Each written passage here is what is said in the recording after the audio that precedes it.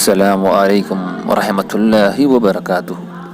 عزیز طلباء و طالبات، آج ہم سائنس اور قرآن، یا یوں کہیں قرآن اور سائنس، اس عنوان پر مزید معلومات حاصل کریں گے۔ بہت سارے لوگ کہتے ہیں کہ سائنس ترقی کر چکا ہے، سائنس ترقی کر چکا ہے، لیکن کچھ باتیں ایسی ہیں جو آپ کو بتانی ضروری ہے۔ وہ یہ کہ قرآن سائنس کی حقائق جو آج پیش ہو چکے ہیں یا ہو رہے ہیں، قرآن کئی سال پہلے اس باتوں کو بتا چکا ہے، ان باتوں کو بتا چکا ہے جو سائنسدان آج ہمیں بتاتے ہیں۔ جو سائنسدانوں کی دریافتیں ہیں وہ قرآن 1500 سال پہلے اس میں موجود آیتیں اس بات کی گواہ ہیں۔ آئیے ہم دیکھتے ہیں کون سی وہ چیزیں ہیں جس کے متعلق سائنسدان کہتے ہیں اور قرآن کہہ چکا ہے، کہہ چکا تھا کئی سال پہلے، 1500 سال پہلے۔ قرآن میں یہ باتیں آج بھی کئی لوگوں کے ہوش ٹھکانے لگانے کے لیے کافی ہیں، انہیں خاموش کرنے کے لیے کافی ہیں۔ آئیے ہم دیکھتے ہیں سائنس کی بات جب ہم کرتے ہیں تو ایک سائنسدان کا نام ہمارے ذہن میں، ہماری زبان پر ضرور آتا ہے۔ اس کا نام ہے البرٹ آئنسٹائن۔ البرٹ آئنسٹائن نے کیا کہا تھا؟ سائنس مذہب کے بنا لنگڑی ہے، مذہب سائنس کے بنا اندھا ہے۔ اور بہت سے لوگ اس مقابلے میں، سائنس اور قرآن کے معاملے میں، قرآن کو بھی سائنس کی کتاب کہتے ہیں، لیکن ہم یہ کہتے ہیں کہ قرآن سائنس کی نہیں، سائنس کی کتاب ہے۔ سائنس یعنی نشانیوں کی کتاب اس لیے کیونکہ اس میں جو 6000 آیتیں ہیں، 6000 سے زیادہ آیتیں، وہ اپنے آپ میں ایک علامتیں ہیں، نشانیاں ہیں، اور اس میں 1000 سے زیادہ آیتوں کو آج سائنس جو ہے مان رہا ہے، مگر ان 1000 آیتوں میں اللہ تبارک و تعالیٰ نے کئی باتیں جو بتائی تھی 1500 سال پہلے۔ کچھ میرے پاس ہیں چیزیں جو میں آپ کو بتاؤں گا، لیکن ایسی بہت ساری چیزیں ہیں، میں پوری کی پوری 1000 آیتوں کا یہاں پہ مطلب پیش نہیں کر سکتا ہوں۔ چند چیزیں آپ کو بتانے کی کوشش کروں گا۔ علم فلکیات یعنی ایسٹرونومی کے تعلق سے سائنس کا کہنا تھا، کیا کہنا تھا کہ یہ کائنات کیسے وجود میں آئی۔ تخلیق کائنات کے متعلق کہ یہ کائنات بنیادی گولا تھی، پھر یہ جدا ہو گئی، اس میں دھماکے ہو گئے، کہکشاں بنے، ستارے بنے، سیارے بنے، چاند بنا، سورج بنا، زمین بنی۔ اس طرح سے سائنس اس چیز کو بگ بینگ کے نام سے کہتا ہے، ایک بڑا ٹکراؤ ہوا جس کے نتیجے میں کائنات بنی۔ قرآن کیا کہتا ہے اس بارے میں؟ آئیے دیکھتے ہیں۔ سورہ انبیاء میں آیت نمبر 30 اللہ فرماتے ہیں، زمین آسمان ایک تھے، ہم نے انہیں جدا کیا۔ یہ تو سورہ انبیاء کی آیت نمبر 30 تھی۔ اب سورہ فصلت کی آیت نمبر 11 اور 12 میں اللہ تعالیٰ کیا فرماتے ہیں؟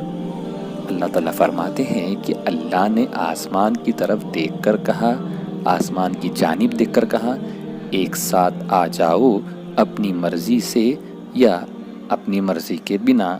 تو انہوں نے کہا کہ ہم تو اے میرے خدا اپنی مرضی سے آئیں گے، یعنی اللہ تعالیٰ نے انہیں بلایا اور وہ آ گئے، اور اس طرح سے آسمان بنا، اور ایک ایک کر کے آسمان، یہ تمام چیزیں کس سے بنی، یہ دنیا کس سے بنی؟ اس کے تعلق سے سائنسدان کہتے ہیں کہ گیس کی وجہ سے، گوہر کی یعنی فوگ کی وجہ سے یہ دنیا بنی۔ پھر بعد میں کچھ سائنسدان نے کہا یہ دنیا دھویں سے بنی، یہ دنیا کس سے بنی؟ دھویں سے۔ لیکن قرآن میں کئی سال پہلے اللہ نے فرمایا تھا، جو لفظ ہے قرآن میں دخان کیا ہے دھواں، اللہ نے کئی سال پہلے دنیا کو کس چیز سے بنایا گیا اس کے بارے میں ذکر کیا، جس کے کئی ہزاروں سال کے بعد سائنسدانوں کی زبانوں پر ایک لفظ آیا کہ وہ دھوئیں سے بنی، اور ان کے بعد سائنسدانوں کی ان کے دریافت کے بعد سائنسدانوں کی تعریف ہوئی۔ لیکن یہ بات قرآن میں کئی سال پہلے لکھی گئی ہے، اس کے بارے میں کوئی کچھ کیوں نہیں کہا؟ آج سے کئی سال پہلے ایک سائنسدان تھا، اس کا نام فرانسس تھا۔ 1577 میں اس نے کہا دنیا جو ہے بیضوی ہے، لیکن اس سے پہلے سائنسدانوں کا یا سائنس کا یہ ماننا تھا کہ دنیا سپاٹ ہے۔ یہ فرانسس نے سمندر کا دورہ کیا اور اس کو پتہ چلا کہ دنیا سپاٹ نہیں ہے، چپٹی نہیں ہے، دنیا تو بیضوی ہے، گول ہے۔ لیکن یہ سائنسدان نے 1577 یعنی آج سے 300 400 سال یا 500 سال پہلے کہا ہے۔ لیکن قرآن 1500 سال پہلے کیا کہتا ہے، اللہ تعالیٰ کیا فرماتے ہیں؟ سورہ لقمان کی آیت نمبر 29، اللہ نے رات کو دھیرے دھیرے دن میں اور دن کو دھیرے دھیرے رات میں بدل دیا۔ اگر یہ دنیا چپٹی ہوتی تو کیا دن کا دھیرے دھیرے رات میں اور رات کا دھیرے دھیرے دن میں تبدیل ہونا آسان بات ہوتی؟ بہت آسان بات ہوتی۔ لیکن یہ دنیا گول ہے، اتنی آسانی سے دن اور رات کنورٹ نہیں ہوتے۔ رات میں جہاں ستارے چمکتے نظر آتے ہیں، رات کا معاملہ، رات پھر دن ہوتا ہے۔ یہ تمام چیزیں ایک گول چیز، دنیا جب گول ہوگی تو ہی ممکن ہے۔ یہ سورہ زمر کی آیت نمبر 5 میں اللہ فرماتے ہیں اللہ رات کو دن پر اور دن کو رات پر لپیٹتا ہے، یعنی لپیٹا جانا یہ لفظ کس پر سوٹ ہوگا؟ ہمارے سر پر ہم نے پگڑی لپیٹی، اون کے گولے پر ہم نے اون لپیٹا۔ یہ لپیٹنے کے لیے کسی چیز کا راؤنڈ ہونا ضروری ہے، چپٹی چیز پر لپیٹا نہیں جاتا بلکہ باندھا جاتا ہے۔ ہم نے لپیٹا، کسی بھی گول چیز کو لپیٹا جاتا ہے، تو دنیا گول ہے۔ لیکن کچھ سالوں کے بعد یہ کہا جانے لگا کہ دنیا بیضوی ہے، دنیا گول نہیں ہے، پوری بیضوی ہے، اس کا اوپری اور نچلا حصہ چپٹا ہے۔ بعد میں سائنسدانوں نے یہ کہا کہ دنیا تو شتر مرغ کے انڈے کی جیسی ہے، جس کے بارے میں سورہ نازعات کی آیت نمبر 30 میں اللہ نے 1500 سال پہلے فرمایا۔ اس کے بعد ہم نے زمین کو پھیلایا اور اسے شتر مرغ کے انڈے کے جیسے بنا دیا، جسے آج ہم ارض بیضوی جیو اسفیریکل کہتے ہیں سائنسدان۔ یعنی یہ شکل بالکل ارض بیضوی ہے، اور انڈا بھی کیسا؟ شتر مرغ کے انڈے کی جیسا۔ میرے بھائی سوچو سائنس کیا کہتا ہے اور قرآن میں کیا حقائق پیش کیے گئے۔ اور آج سے کئی سال پہلے سائنسدان یہ کہتے تھے کہ چاند خود کی روشنی سے چمکتا ہے۔ پھر اس کے بعد کئی سائنسدانوں نے تحقیق کی تو پتہ چلا کہ سورج سے منعکس شدہ، سورج سے ریفلیکٹ ہو کر وہ شعاعیں چاند پر گرتی ہیں۔ پھر ان سائنسدانوں کی پذیرائی کی گئی، تعریف کی گئی، ان کے نام کتابوں میں درج کیے گئے کہ اس سائنسدان نے سورج کی اور چاند کے متعلق اتنی عظیم معلومات حاصل کی۔ لیکن میرے خدا، میرے اللہ تعالیٰ نے 1500 سال پہلے قرآن میں سورہ فرقان کی آیت نمبر 61 میں کیا فرمایا؟ اللہ نے آسمان میں تاروں کے جھنڈ بنائے، ان میں سورج رکھا جس کی خود کی روشنی ہو، اس میں چاند رکھا جس کی روشنی لی ہوئی ہے۔ سورہ یونس کی آیت نمبر 5 میں بھی ذکر ہے، سورہ نوح کی 15 اور 16 میں بھی یہ ذکر ہے۔ سورج خود کی روشنی سے چمکتا ہے اور چاند لی ہوئی روشنی سے چمکتا ہے۔ یہ قرآن نے کئی سال پہلے اس کا باب، اس کی اسباب بتا دیے۔ اب جو مین بات ہے وہ یہ ہے کہ قرآن اور سائنس کی اس باتوں میں ایک سائنسدان نے کہا کہ سائنس نے ایک اور بات کہی کہ آسمان سورج کی زہریلی شعاؤں کو زمین پہ آنے سے روکتا ہے۔ یہ جو آسمان ہے یہ خطرناک الٹرا وائلیٹ رے یا ایکس ریز کو جو ہے زمین پر آنے سے روکتا ہے، جس سے کئی جاندار محفوظ ہوتے ہیں۔ اور یہ 50 یا 100 سال پہلے سائنسدانوں نے دریافت کیا اور ان کی بھی تعریف ہوئی۔ پھر اس کے بارے میں اللہ نے سورہ انبیاء کی آیت نمبر 31 میں کیا فرمایا؟ اللہ نے آسمان کو محفوظ چھت بنایا ہے تمہارے لیے۔ آسمان اتنی ڈیٹیل قرآن میں باتیں۔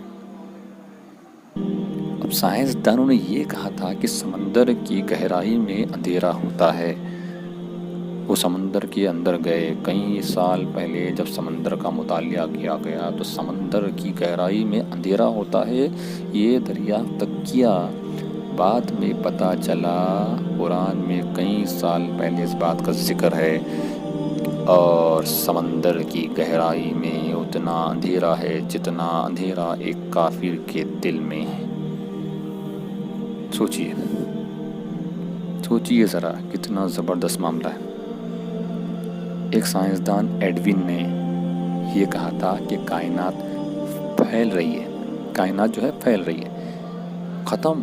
اس کی باتوں کو اتنا تعریف کی گئی، اس کی باتوں کو اتنی کتابوں میں جگہ ملی، لیکن ایک کتاب جسے ہم قرآن کہتے ہیں، اس میں جو ہے سورہ طحاریات کی آیت نمبر 41 میں اللہ نے فرمایا، ہم نے کائنات بنائی جو پھیلی ہوئی ہے۔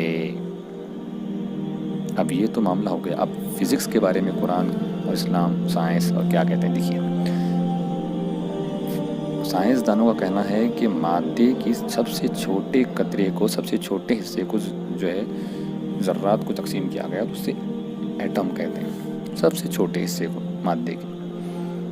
سورہ سبا کی آیت نمبر 3 میں اللہ نے فرمایا کہ تم انکار کرتے ہو اس دن کا جو آنے والا ہے، لیکن اللہ کو ذرے برابر چیز اور اس سے چھوٹی چیز اور اس سے بڑی چیز کا علم ہے۔ سورہ یونس کی آیت نمبر 61 میں اللہ فرماتے ہیں، اللہ کے علم میں ذرے جیسی چیز، وہ جو چیز جو ذرے سے چھوٹی اور ذرے سے بڑی ہے، سبھی کتابوں میں موجود ہے۔ یعنی ان ایٹامک کا، ان جوہر کا، ان عناصر کی معلومات قرآن میں درج کی گئی ہے۔ سوچئے قرآن، تو اس طرح ہم نے قرآن اور سائنس کے متعلق یہ مختصر معلومات حاصل کی۔ سمندر کا مجھے امید ہے کہ یہ ویڈیو آپ کو پسند آیا ہوگا۔ اگر آپ کو یہ ویڈیو پسند آیا تو اس کے بارے میں لائک کیجیے، شیئر کیجیے، اور میرے چینل حضرت سمندر ہے سبسکرائب کیجیے۔